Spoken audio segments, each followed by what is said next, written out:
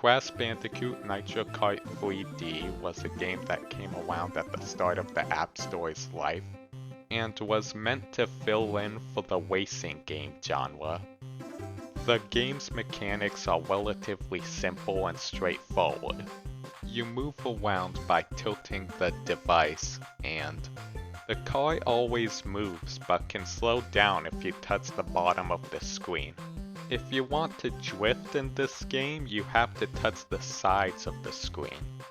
This can give you the potential to move around tight corners better. That's the basis of the gameplay covered, so now I will talk about the structure of the game. In the main mode, there are 3 cups consisting of 4 tracks each you can play, and completing 1 cup will give you a star. There isn't anything beyond that for just completing every cup, aside from unlocking stuff in other modes. For the game itself, I will start by talking about the minor things about the game and work my way up to talking about the more major parts as we go. Starting with the audio and visuals, the game is not off to a good start. What you heard so far throughout the review is the game's music, and as you can tell, it definitely has a distinctness to it. The closest thing off the top of my head that I can compare it to is mediocre N64 music. And on top of that, in-game, the looping is not very good. You can definitely tell when a track ends and when it starts again, which can be distracting. On the visual side of things, it's not good at all either. This is the first 3D game I'm covering here, and while I won't go too hard on it since it was essentially an App Store launch title, the way everything looks, especially for the character models, is very blocky. There is also an issue of poor draw distance, which is easily noticeable and also distracting. Moving on to the different selection of items you can get throughout the game. There are the basic items you can get from crates, and I think these, for the most part, are pretty balanced. I don't think there's a major issue with the system, but I think the rockets are too efficient for how often people get them, and we didn't need 2 banana type items with both the TNT crate and the oil spill. Other than that, I think the system is mostly fine. One of the other type of collectibles you can get is the Wampa fruits. There are 2 types of ways you can get them.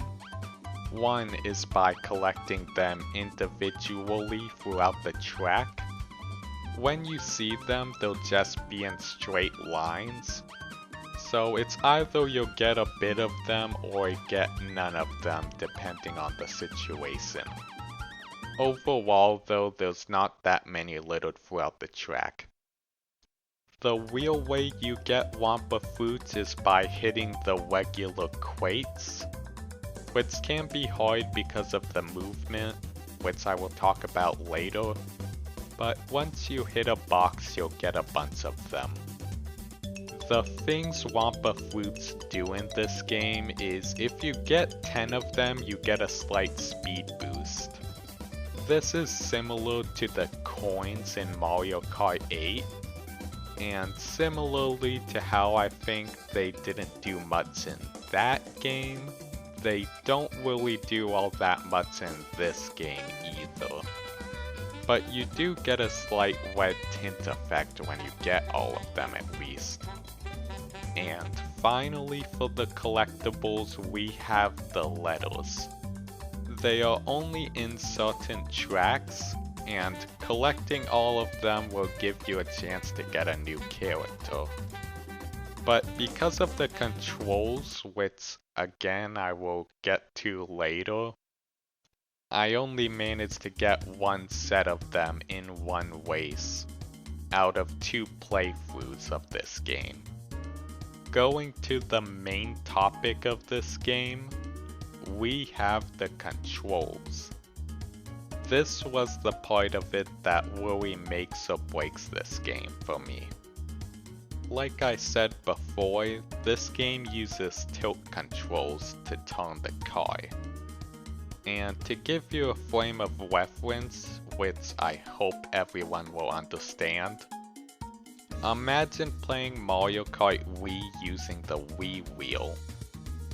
Now imagine that there was no option to use any other controls. And now you have this game.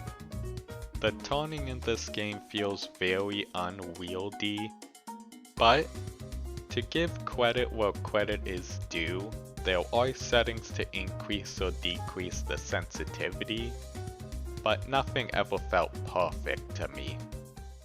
In terms of the different options for handling your vehicle, there was one major flaw in it that I have to mention that really damples the experience.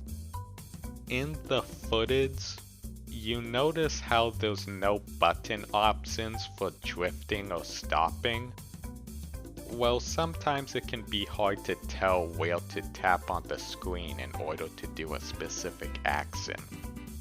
And this can get you in trouble more often than you think if you're not careful about it, which is really annoying when it happens. For the options themselves, I found that the stopping mechanic is definitely the best of the two. You can somewhat easily just use the stopping mechanic in the game alone and you won't have too much issue in the game. But be warned that there is a slight delay for it, so you gotta prepare for that when stopping. For drifting, I found it's very hit or miss. Sometimes when drifting, it can be pretty fun and a highlight of the game, but other times it can do the opposite of what you intended and get you hit into walls. From my observation when playing the game, there's a delay to the drift where its full power will not be used until a few seconds later, so that's something you have to account for. One tip I have for drifting is preemptively go into the turning position you want to drift, and then immediately after stay mostly in the center, since once you're already drifting it will stay in the drift unless you let go. And in this game you can switch sides drifting pretty fast, so that is also something you can take advantage of. One more minor control aspect about this game I want to mention. Before drifting, you can do a little hop. And if you can hop in the air for a long enough time, you can get a speed boost when you come down. This is another highlight to the game that is pretty fun. Although just be careful that it becomes a lot harder to get items when you're doing this. That's all the stuff I wanted to cover for the main game. But there was still one more main mode that I want to cover here, and it's kind of equivalent to a mission mode for this game. It is called the story mode. This is a mode where they can change the rules of this game the most, as well as have a story for this game. Some lines of dialogue suggest that the story goes in order from mission to mission, but the story itself is really nothing to scoff at. I can just summarize it as the heroes take down the villains, and that's about it.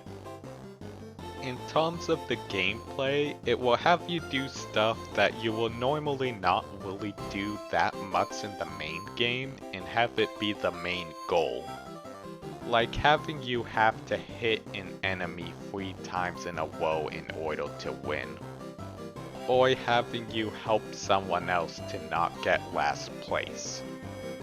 Well, these rules are easy to understand after the first time playing the mission. The mode itself isn't that different from just playing the game normally. You still have to do a race around every track for every mission, so it's not like there's a major change to the format of the game. So all the issues are still present. Overall, I don't really think this game is that good. It's not going to be a contender for the worst game of all time, but I do think it's the first truly bad game I covered so far. While I might not think this is an absolutely awful game, it is at least a contender for the worst iOS game of 2008 so far. One thing I have done to compare the games is made a list from a Google Doc that you can look at in the description. I have it on screen now so you can take a look and see what I think of what games are the best so far. With that, I will be looking for more games to add to the list in the future, and I will see you in the next Applesode.